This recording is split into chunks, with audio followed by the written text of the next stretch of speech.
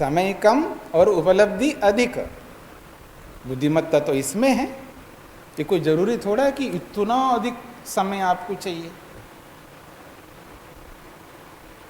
हुनर तो यही है ना, योग्यता तो यही है ना कि अपनी योग्यता को बढ़ाओ जी। आप कम योग्य बन करके क्यों आशा रखते हो इतना पैसा मेरे पास होना चाहिए?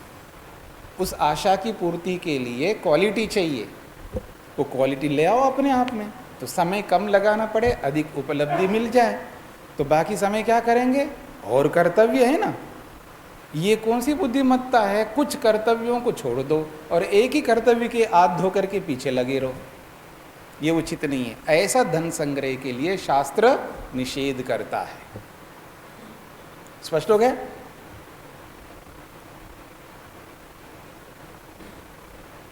तो फिर क्या करो? सामर्थ्य नहीं है आपके पास में, इतना सारे काम करते हो, तो फिर तो जी मैं ज़्यादा मेहनत नहीं करता, तो फिर खुश रहो उसी में। तभी संतोष का पालन करने का विधान है। मतलब सारे कर्तव्यों को निभाते हुए आपको आगे बढ़ना है, एक दो नहीं। तो जब सारे कर्तव्यों को आप निभा रहे हो तो फिर आप धर्म के साथ में अर्थ प्राप्त कर रहे हैं। जो व्यक्ति धर्म को छोड़ करके अर्थ को प्राप्त करता है तो समझ लेना वो सुखी नहीं रह सकता। धन का होना अलग बात है और धन से सुखी रहना अलग बात है।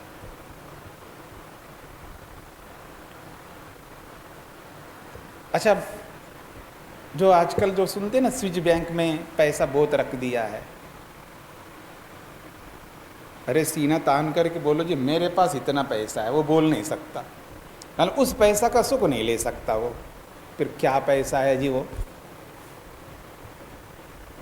पैसे में और कागज में क्या अंतर हुआ है? आप बोल नहीं सकते मेरे पास, जैसे बोल सकते हैं ना आप, हाँ जी मेरे पास BMW गाड़ी है, क्योंकि वो तो दिखा सकते हो आप। एक ही दिखा सकते हो, दो दिखा सकते हो, ज़्यादा दिखाने लगे तो पेपर्स दिखाने पड़ेंगे आपको। ठीक है? तो ऐसे ही एक घर दिखा सकते, दो घर दिखा सकते, लेकिन आपने 20 जगह घर बनाए हैं, वो सारे दिखाते नहीं हो, फिर क्या फायदा उन घरों का? जो भी सब दिखा सकते हो, अगर योग्य व्यक्ति को दिखाना पड़े तो सब दिखा दो आप, यदि धर्म है आपके पास में। और धर्म नहीं है तो आपके पास होना ना होना एक जैसा है, उसका कोई अर्थ नहीं है, क्योंकि उसका सुख नहीं ले सकते आप, डरते हो उसको। उसके सुख यानी वस्तु का सुख लेने में आदमी को बहुत डर लग रहा है, और डरता हुआ व्यक्ति कहाँ सुखी रह सकता है? तो अधर्म से दुख ही मिलेगा। इसलिए धर्म के साथ में अर्थ, इसलिए धन संचय धर्म के साथ होता है। तो यत यात्रा मात्र प्रसिद्धर्थम, अपने लक्ष्य को, जीवन रूपी यात्रा को पूर्ण करने के लिए, मोक्ष को पाने के लिए, मुक्ति रूपी यात्रा को संपन्न करने के लिए, अथवा स्वर्ग रूपी यात्रा को संपन्न करने के लिए धन की आवश्यकता होती है। उसका संग्रह वैश्य को करना चाहिए, हर किसी को नहीं। क्या बोला है? वैश्य को धन संग्रह करने का अधिकार है, हर किसी को नहीं। ब्राह्मण धन संग्रह नहीं कर सकता, क्षत्रिय भी धन संग्रह नहीं कर सकता। क्षत्रिय धन संग्रह करेगा तो न्याय की व्यवस्था कौन करेगा? राज्य में न्याय की व्यवस्था वो ही कर सकता है जो न्याय में जिसकी बुद्धि लगती है, व्यवस्था में जिसकी बुद्धि लगती है, सुव्यवस्था में जिसकी बुद्धि लगती है। वो बुद्धि यदि धन संग्रह में लगे तो सुव्यवस्था नहीं कर सकता। उसका ताज़ा उदाहरण आप देख सकते हैं, 60-70 साल का। कितने साल हो गए जी हमको स्वतंत्रता मिले? 75 साल है, तो कम से कम 60 साल का आप इतिहास निकाल करके देख सकते हैं। तो जिसको सुव्यवस्था में न्याय में समय लगाना था, उन्होंने वैसा ना लगाया होगा, तो स्विच बैंक को पूरा करने में समय बहुत लगाया होगा। ठीक है? तो जिसका दिमाग पैसे में लगता है वो न्याय व्यवस्था को सुचारू रूप से नहीं चला सकता।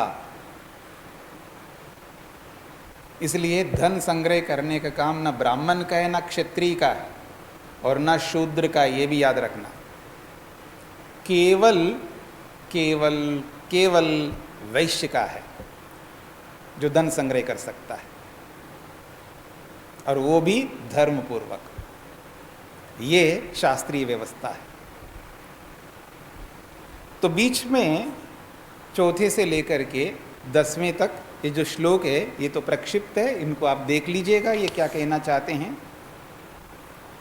11वां श्लोक देखिएगा।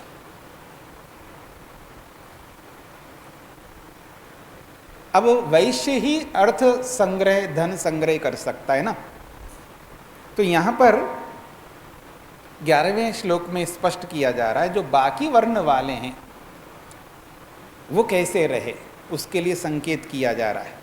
न लोक वृत्तम वर्तेत वृत्ति हेतु कथंचन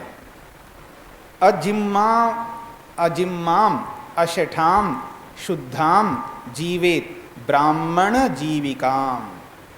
बहुत महत्वपूर्ण बात कही जा रही है। कहते हैं श्लोक में स्पष्ट किया है वृत्ति हेतु। वृत्ति हेतु का मतलब है अपने जीवन यापन करने के लिए। जीना तो है, ब्राह्मण को भी जीना है, सन्यासी को भी जीना है, वानप्रस्थी को भी जीना है, ब्रह्मचारी को भी जीना है, क्षत्रिय को भी जीना है, शूद्र को भी जीना है, सबको जीना है। और धन संग्रह करने का, पैसे कमाने का तो वैश्य को दिया है। बाकी जो हम सब लोग हैं तो वृत्ति है तो अपने जीने के लिए कथंचन किसी भी प्रकार से लोक वृत्तम न वर्तेता। लोक में जैसे लोग चल रहे हैं वैसा मत चला करो। ये लोक वृत्तम समझ रहे हैं? लोक वृत्त क्या होता है? लोक में तो यही होता है, दांव लगाते हैं, दांव चलते हैं लोग। जहाँ जिसको दांव लग जाए ना फिर वहाँ वो वैसे ही अर्थ प्राप्त करने का वो एक दांव खेलते रहते हैं। लोग आपको फ़ोन करते रहते हैं। आजकल तो मीडिया का इलेक्ट्रॉनिक दुनिया हो गई है, ठीक है ना। अब पता नहीं ये दुनिया कहाँ पहुँचेगी, तो यही हम पहुँचाने वाले भी हम हैं। तो यहाँ पर कहा जा रहा है तो जो लोग है, संसार है, वो दांव पर चलते हैं। बस जिसका तरकीब लागू हो जाता है वो सामने वाले को मोटी भाषा में कहें ठगता है किसी न किसी रूप में। बस ये ताकते रहते हैं लोग। तो कह रहे हैं लोक वृत्तम, लोक में तो कुछ लोग ऐसे ही चलते हैं। तो लोक में जो चल रहे हैं अधर्म, उनका अनुकरण कभी भी न ब्राह्मण को करना है, न क्षत्रिय को करना है, न शूद्र को करना है, न सन्यासी को करना है, न ब्रह्मचारी को, न वानप्रस्थी को। लोक वृत्त के अनुसार कभी नहीं चलना है। तो उसके लिए 2-3 शब्द दिए हैं। अजिम्माम, जिम्म क्या होता है उसको समझ लीजिएगा। जिम्म ये वैदिक शब्द है। तो जिम्म का मतलब है आत्मा में कुछ है और मन में कुछ और है, और मन में कुछ है तो शरीर में कुछ और है। इसको जिम्मा कहते हैं। यानी अंदर कुछ है, आत्मा के अंदर, मन में कुछ है, लेकिन वाणी में कुछ और ही आ रहा है। ठीक है ना। अब देखिएगा, कोई आया आपके घर पे, या किसी ब्रह्मचारी के पास कोई दूसरा ब्रह्मचारी आ गया। कोई ऐसा ब्रह्मचारी होता है ना, हर ब्रह्मचारी को पसंद नहीं करता है। ये भी एक विडंबना देखिएगा। ब्रह्मचारी होकर के ब्रह्मचारी को पसंद नहीं करता, स्त्री होकर के स्त्री को पसंद नहीं करती। एक बहुत बड़ी विडंबना है। सन्यासी होकर के दूसरे सन्यासी को पसंद नहीं करता, ये भी बहुत बड़ी विडंबना है। ऐसा आप सबके साथ लगाइएगा। और जब उन्हीं के संबंधित लोग उन्हीं से नाता रखने वाले, उन्हीं के रिलेशन के अगाध संबंध रखने वाले, अटैचमेंट जिसना उनका होता है, उन्हीं को देख करके अंदर क्या चलता है, आया ये मन के अंदर है, उसका अंदर अंदर के एक्सप्रेशंस में बाहर दिखा रहा मैं आपको। लेकिन अंदर तो ऐसा, हाँ आइए आइए, कम कम कम ना। ऊपर वाणी देखी कैसा आ रही है, ऊपर तो बड़ी प्रसन्नता दिखा रहा है, ऊपर से बड़ा हंसमुख बन रहा है, और अंदर भयंकर गुस्सा फूट रही उसके। तो जो अंदर कुछ रखता है और बाहर कुछ रखता है उसको जिम्मा कहते हैं। तो अजिम्माम, तो ऐसा मत रहना। और उसके लिए ऐसा रखने वाले को एक ऋषि ने एक बात कही है, मनस्यन्यत वचस्यन्यत कर्मण्यन्यत दुरात्मनाम। उसको दुरात्मा कहते हैं, अंदर कुछ रखता है और बाहर कुछ रखता है। इतना साहस नहीं है, देखो मनुष्य के अंदर कितना वो, आप क्या कहना चाहिए, वैसे तो बड़े अहंकारी बन के रहता है आदमी, इतना ईगो है, लेकिन जितना अधिक ईगो है ना, याद रखना, जो जितना अधिक ईगो रखता है उतना ही अधिक डरपोक होता है वो, बहुत डरपोक होता है वो। अंदर कुछ है, बाहर नहीं प्रकट कर सकता है, क्योंकि बहुत डरता है वो। ये नहीं बोल सकता मैं आपको दे नहीं सकता, मैं आपको समय नहीं दे सकता, आपको पैसा नहीं दे सकता, मैं आपकी बात मान नहीं सकता, ये नहीं बोल सकता सीधा सीधा। उसको नाक को पकड़ना है तो सीधा पकड़ना नहीं है, ऐसे पकड़ना है। अब मैं पगड़ी भी पहन रखा है ना, और मुश्किल हो रही है। कहने का अभिप्राय है वो सीधा सीधा नहीं करता है, वो उल्टा ही काम करना चाहता है, उसको कहते हैं जिम्मा। और फिर कहा जा रहा है अजिम्माम, ये हथकंडे अपनाओ मत। फिर कहा अशठाम, शठ कहते हैं ठगी को। हाँ जी आप इसमें इन्वेस्ट करना, आपको तो मैं बस ऐसे 1 साल में डबल करके दिखाऊंगा आपको पैसा, आप इनमें इन्वेस्ट करो। करवा दिया आपको और ले करके चला गया। ऐसे घूम रहे कई लोग ले करके। हाँ, वो कभी कभी दिखाई देते, कभी लंदन में शक्ल दिखाई देता है उसका, कभी कहीं और जगह दिखाई देता, कभी किसी देश में दिखाई देता है। ऐसे पैसे ले ले करके लोग पता नहीं कहाँ कहाँ कौन चले गए। इसको शठ कहते हैं, ठगी। ये ठग को अपना नहीं सकते। और शुद्धाम रहो कैसे, एकदम छोटे बच्चे होते हैं ना, ये ज़्यादा बड़ी हो गई है। और छोटा बच्चा जो बस रेंगता हो ना जमीन से, अभी रेंगता है, खड़ा नहीं हुआ, रेंगता है, मतलब 6 महीने तक, 6-7, जब तक वो खड़े होकर चलने नहीं लगता ना, उससे पहले पहले तक उस बच्चे को हर आदमी हाथ में लेना चाहिए। क्यों? बड़ा पवित्र होता है, उसका मन एकदम साफ होता है, मिरर की तरह। उसके मन में कुछ नहीं होता, इनके मन में पता नहीं क्या क्या है। ठीक है ना? तो जैसा जो जितना ज़्यादा पवित्र होता है ना, उसको हर व्यक्ति स्वीकार करता है। तो ऐसा एकदम अंदर बाहर एकदम, जो 6 महीने के छोटा सा बच्चा है ना, ऐसे जवान हो, ऐसे प्रौढ़ हो और ऐसे वृद्ध हो। जैसे जैसे उम्र बढ़े वैसे वैसे शुद्ध और निखरता रहे शुद्धता उसकी। तो देखना फिर उसको कौन पसंद नहीं करेगा। फिर वास्तव में जो सास होती है ना, वो कहेंगे ये वास्तव में मेरी बेटी से भी बढ़कर है, अंदर से कहे, वाणी से नहीं, वाणी से नहीं, अंदर से। और बहू भी कोई कम ना रहे, वो भी कहे ये वास्तव में मेरी जन्म देने वाली माँ से भी बढ़कर है, अंदर से कहे। ये कब हो सकता है? जब एकदम दर्पण की तरह साफ हो। तो ऐसी शुद्धता को लेकर के जीवन यापन करना चाहिए व्यक्ति। क्या कहना चाहते हैं मनुस्मृतिकार, देखिएगा। वो कहते हैं अजिम्माम अशठाम शुद्धाम जीवेत ब्राह्मण जीविकम। ये ब्राह्मण का कर्तव्य है, ऐसा ब्राह्मण होता है। ब्राह्मण जीविका, ब्राह्मण की तरह जियो, मतलब जिसके अंदर कोई ठगपन नहीं है किसी भी प्रकार से। देखो कोई धन का ठगता है तो इसलिए वो ठगी है, ऐसा मत समझना। कुछ लोग समय को भी ठगते हैं, दूसरों के समय खा जाते हैं। हाँ, ये बहुत बड़ी ठगी है दुनिया में। दूसरों का इतना समय खा जाते हैं, उनको ये एहसास नहीं हो रहा है कि किससे क्या समय लेना चाहिए।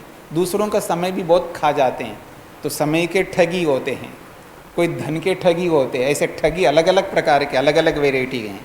तो इन सारे ठगों को, इन सभी अंदर बाहर की अलग अलग क्रियाओं को छोड़ करके शुद्धाम जीवित, अपने आप को एकदम परिशुद्ध बन करके, उत्तम उत्कृष्ट बना करके व्यक्ति को ब्राह्मणत्व को ला करके, श्रेष्ठत्व को ला करके, ईश्वरीय गुणों को धारण करते हुए अगर जीता है, तब उसको जो सुख मिलता है, ये चर्चा अगले श्लोक में की जा रही है।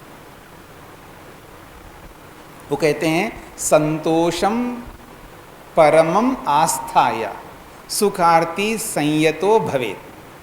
संतोष मूलम ही सुखम, दुख मूलम विपर्ययः। बहुत बड़ी बात कही है। दुनिया में जिसे सुख आप कहते हो, संसार का सुख, संसार का वैभव, संसार के वैभवों से जो सुख मिलता है, वो सुख उसको मिलता है जिसके जीवन में संतोष है। तो संतोषम परमम आस्थाया, संतोष को सर्वोत्कृष्ट मान करके अपने जीवन में जोड़ लेना उसको। इधर देखिएगा, ब्रह्मचारी चोटी को बहुत संभाल के रखता है। हाँ, आप में से कई लोगों को मैं देखता हूँ अपनी चोटी को क्या संभाल के रखते हैं आप, कमाल है। कोई यज्ञोपवीत को क्या संभाल के रखता है, कोई अपनी पुस्तकों को, कोई अपने रहेल को, कोई पता नहीं अपने कपड़ों को, अलग अलग सबकी प्रवृत्तियाँ अलग अलग आप देख सकते हैं। तो ऐसे ही कोई सोना चांदी को, कोई डायमंड्स को, कोई नोटों को, कोई किसी को, कोई ज़मीन को, कोई बिल्डिंगों को, कोई किसी को, ऐसे सबकी अपनी अपनी है। तो जैसे वो सब हमारे जीवन के अंग हैं। कोई जूते चप्पल को भी कैसे रखता है, आप अलग अलग चीज को देखेंगे ना, हर चीज को कैसे संभाल के रखता है। तो ऐसे ही जीवन में संतोष को संभाल के रखना होता है। तो संतोषम परमम आस्थाया, संतोष को सर्वोत्कृष्ट मान करके, दुनिया में इससे कीमती वस्तु नहीं मिल सकती आपको। संतोषम परमम आस्थाया, संतोष को सर्वोत्कृष्ट मान करके अपने जीवन के साथ उस संतोष को जोड़ लेना। सुखार्थी, अगर सुख चाहते हो तो, सुखार्थी यदि सुख चाहते हो तो संतोष को सर्वोत्कृष्ट मान करके जीवन के साथ जोड़ लो। और फिर उस संतोष को संयतः, बस उसको संयम पूर्वक को उसको बनाए रखो। संयतः भवेत्, बड़े संयम से उस संतोष को जीवन में धारण करना होता है। बहुत तप करना पड़ता है संतोष को जीवन में धारण करने के लिए।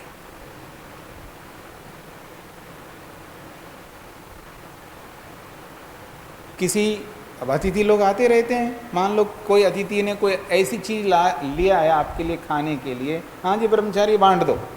और एक ब्रह्मचारी, व्यवस्थापक जो भी ब्रह्मचारी होता है, वो सबको बांटते जा रहे, बांटते जा रहे, बांटते जा रहे, बांटते बांटते बांटते, जो रोज़ खिलाने वाले ये सत्यदेव जी है ना, वो अंत में आ गए और उसको बचा कुचा जो भी है, टेढ़ा मेढ़ा या जो भी वस्तु है, वो थोड़ा सा कम है, उसकी क्वालिटी भी कम दिख रही है और सबको बढ़िया बढ़िया दिखाई दे। एक एक पीस ही देना होता है, बाहर से आई है वस्तु। अब उसको ऐसे ही मिल गया, उसको आ रहा है अंदर से, मैं रोज इनको बांटता हूँ, मेरे को सबसे पहले मेरे को दे देते, अच्छा मिलता मेरे को। तो आदमी जो मिला उसमें संतोष नहीं ला रहा है, वो देख रहा है दूसरे को अच्छा मिला, उसको देखो, उसको तो बहुत बड़ा पीस मिला है, मेरे को तो बहुत छोटा मिला है, मेरे को ऐसा मिला है, मेरे को वैसा मिला है। तो वो संतोष को धारण नहीं कर रहा है। जो भी उसको हाथ लगा, जितना भी उसको मिला, जिस मात्रा में मिला, उसमें वो खुश नहीं है। तो इसलिए कहा जा रहा है संयतः, बड़े संयम पूर्वक जो भी आपको प्राप्त हुआ है, जितना भी प्राप्त हुआ है, जिस मात्रा में प्राप्त हुआ है उसी में संतोष ले आना, यदि सुख चाहते हो। क्यों? संतोष मूलम ही सुखम। अगर सुख चाहते हो तो उसके पीछे संतोष होना चाहिए। अगर जीवन में संतोष नहीं है तो आप कभी भी सुखी नहीं रह सकते। दुख मूलम विपर्यय, और असंतोष जो है आपको भयंकर दुखी कर सकता है, भयंकर से भयंकर दुखी। इसलिए महर्षि पतंजलि ने, महर्षि वेदव्यास ने योग में यही बात कही। उन्होंने कहा है कि दुनिया में दुनिया भर के सारे सुखों को एक तरफ रख दो और केवल एक संतोष को एक तरफ रख दो। सुना है ना? महर्षि पतंजलि और महर्षि वेदव्यास योग में ये कहना चाहते हैं, पूरी दुनिया के जैसे भी सुख होते हैं, छोटे बड़े हर प्रकार के सुख है, अंबार लगे हुए संसार के सुख, अंबार, वो सारे के सारे सुख एक जगह रखो, तराजू के एक पलड़े में रख दो। बस केवल एक संतोष है। जो भी आपके पास है, आप जैसे भी हो, और उसमें अपने आप को खुश देखना, और ये अपेक्षा नहीं रखना। दूसरों को देख करके अपेक्षा जो रखता है तो समझ लेना वो असंतुष्ट व्यक्ति है। जो दूसरों को देख करके जब अपेक्षाएं रखने लगता है, काश काश काश मेरे को भी ये मिल जाता है ना, ये जो इच्छा है ना व्यक्ति की, असंतोष, और सामर्थ्य है नहीं उस चीज की, वो नहीं रख सकता। सामर्थ्य है उसकी साइकिल पे चलने की, और ख्वाब देख रहा है वो BMW की, काश मेरे को ये गाड़ी मिल जाए ना, हाँ इतना आसान है। ऐसे अगर मिलने जाए साधन सबको तो फिर तो कथा ही क्या है। मेहनत करना नहीं। और जो आदमी बिना पुरुषार्थ के, बिना मेहनत के बड़ी बड़ी ख्वाब देखता रहता है। अच्छा, आप लोग BMW की कामना नहीं कर रहे, लेकिन आपकी कामना इसी तरह की है। वो तो उदाहरण दिया मैंने, वो तो गृहस्थी का उदाहरण है।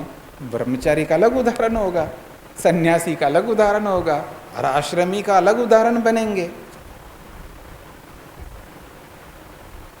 आप भी बड़े बड़े ख्वाब रखते हो ना? रखते हैं, ये होना चाहिए, वो होना चाहिए, ऐसा होना चाहिए, ऐसा होना चाहिए। हाँ, ये ख्वाब नहीं रखते मेरे को बहुत अच्छा पढ़ना चाहिए, मेरे को अच्छी दिनचर्या में रहना चाहिए, मेरे को शिकायत का मौका नहीं देना चाहिए। ये ख्वाब नहीं रखता। वो ख्वाब बहुत रखता है, इच्छाएं बड़ी रखता है। तो वो सारी इच्छाएं रखने वाले असंतुष्ट लोग हैं। उनको वास्तव में संतोष किसे कहते हैं उनको नहीं पता है।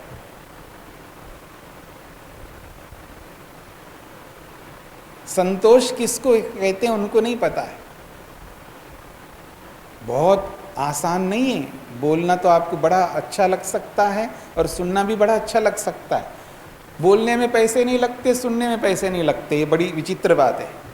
इसलिए बोलने वाले खूब बोलते हैं, अच्छा बोलते हैं, और सुनने वाले भी बहुत अच्छा सुनते हैं, जैसे आप सुन रहे हैं और मैं सुना रहा हूँ। क्योंकि ना सुनने के लिए पैसे लगते हैं और ना बोलने के लिए पैसे लगते हैं। पर इसको जो करना होता है ना प्रैक्टिकल में, क्रियात्मक रूप से, वो है वास्तविकता है। वो जो वास्तविकता है कि संतुष्ट रहना, जो भी मेरी स्थिति है, मैं जिस योग्यता को रखता हूँ, जितना सामर्थ्य रखता हूँ, उसके अनुरूप जो भी मेरे को मिला हुआ है उसमें संतोष रखना चाहिए। ये समझ, ये विवेक, ये समझदारी यदि व्यक्ति के जीवन में आ जाए तो फिर पूछो मत, वो बहुत सुखी हो सकता है। और ये व्यक्ति को आता नहीं है। संतोष को जीवन में लाना, संतुष्ट रहना, ये व्यक्ति को नहीं आता है। हे भगवान, कितनी अपेक्षाएं रखता है, उठते ही उसकी अपेक्षा प्रारंभ होती है। और जब तक सोता नहीं है ना रात्रि में लेट करके, और जब तक नींद नहीं आती तब तक लेटे लेटे भी अपेक्षाएं कर रहा होता है वो। जब तक नींद नहीं आती ना, लेटे लेटे भी बहुत सारी अपेक्षाएं वहाँ लेट करके करने लगता है। इतनी अपेक्षाओं को लेकर के जीने वाला कैसे सुखी हो सकता है? इसलिए कहा संतोष मूलम ही सुखम, सुख का जो मूल है वो संतोष है। और दुख मूलम विपर्यया, असंतोष दुख का मूल है। मैं ये नहीं कहना चाह रहा हूं कि जो है जी मेरे पास बस उसी में खुश रहो, आगे मेहनत नहीं करो, आगे कुछ और प्राप्त करने की चेष्टा, ये मेरा अभिप्राय नहीं है।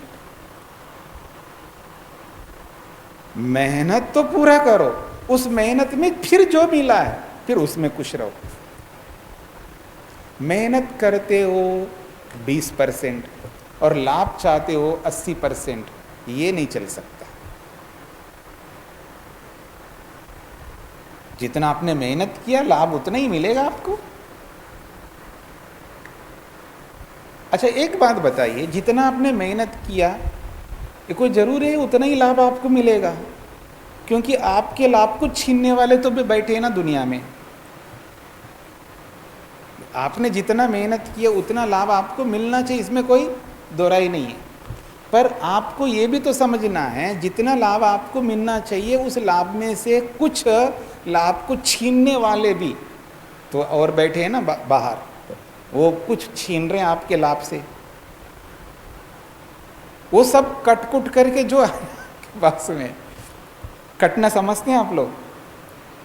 जैसे किसी को वेतन मिलता है ना आजकल, तो पहले से टैक्स काट के उसको पैसा मिलता है उसके हाथ में, ये एक कटने का मतलब है। तो ऐसे ही वो जो सुख आपको लगता है जो आपको मिल रहा है, जो आपको मिलने वाली चीज़ को कुछ लोग छीनने वाले बैठे हैं दुनिया में, और उसको भी साथ में जोड़ लो। और वो जो भी जिनको जो अब आप उनको रोक नहीं सकते, ये भी बहुत बड़ी बात है। किसी सबको आप रोक नहीं सकते, आपके बस की बात नहीं, ना मेरे बस की है ना किसी आदमी के बस की है। और जिसके बस की बात है वो रोकता नहीं है। भगवान के बस की बात है लेकिन वो रोक नहीं सकता, क्योंकि उसने पहले से स्वतंत्रता दे दी हमको। ये तो गलत किया होगा ना भगवान ने, ये तो भगवान ने गलत किया है ना। तो कैसे गलत किया है जी? अगर वो स्वतंत्रता आपकी ले ले तो फिर तो आप ना तो अपनी इच्छा से कुछ नहीं कर सकते, उसी की इच्छा से करोगे, फिर आप कठपुतली हो जाओगे। रोबोट होता है ना रोबोट, तो आप रोबोट की तरह काम करोगे। मैं जो फीड करूंगा आपके लिए, जो बोलूंगा वही करोगे, आप अपनी इच्छा से नहीं कर सकते। फिर अगर भगवान रोकने लगेगा तो फिर आप एक मात्र यंत्र बन करके, इंस्ट्रूमेंट बन करके जीवोगे। तो ये मंजूर है आपको? ये अब कभी किसी को मंजूर नहीं होता। इसलिए आप स्वतंत्र हैं, तो स्वतंत्र है तो आप अच्छे करने में भी स्वतंत्र हैं और बुरा करने में भी स्वतंत्र हैं। बुरा करो तो उसका भी दंड दूंगा, अच्छा करो तो उसका भी बढ़िया फल दूंगा, ये भगवान का कर्तव्य है। इसलिए जो आपको मिलने वाला फल है उसको छीनने वाले भी दुनिया में पहले से तैयार बैठे हो, ताक रहे होते हमको। जो जितना छीन लिया छीन लेगा जी, जितना आपने बचा लिया बचा लिया। जो आपके हाथ में आए वो है, वो वास्तव में आपकी पूंजी। और जितना आया उसमें खुश रहो, बस ये संतोष। अगर ऐसा नहीं करोगे तो समझ लेना वो आपको दुख देगा। तो ये समझदारी अपनाते हुए अब दुनिया के किसी कोने में वो रहे, वो सुखी रह सकता है। और भारत के अंदर माँ के गोद में बैठ कर के भी वो ये नियम पालन नहीं करेगा ना, तो भी उसको माँ से शिकायत है, माँ आप मेरे को कम प्यार करती हो, आप उसको ज़्यादा करती हो। ठीक है ना, ये समस्या हो सकती है। और यही समस्या विद्यार्थी की होती है, आप तो उनका पक्ष ज़्यादा ले रहे हो, आप हमारी बात तो सुन नहीं रहे, आप उनका सुन रहे हो, ये समस्या आपकी होगी। इस असंतोष के कारण से। ऐसे सबके साथ लागू कर सकते हैं। तो इसलिए संतोषम परमम आस्थाया, सुखार्थी अगर सुख चाहते हो, संतोष को दुनिया में सर्वोत्कृष्ट मान करके संयतः, बड़े संयम से उस संतोष को आस्थाया, अपने जीवन में जोड़ लो, उसको जीवन का एक अभिन्न अंग मानो।